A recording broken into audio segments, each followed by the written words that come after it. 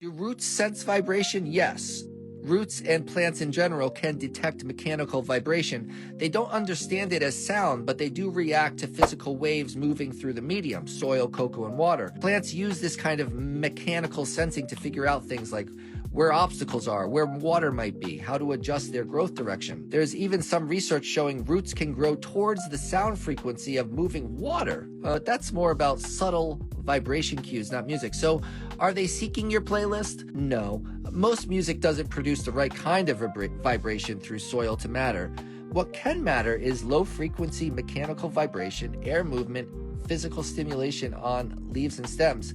These can slightly influence how plants grow, but we're talking tiny effects compared to light, water, nutrients, and environment. Real grower translation. Roots aren't hunting for the beat. They're picking up extremely faint physical cues in their environment and adjusting growth directionally, kind of like feeling their way through the soil.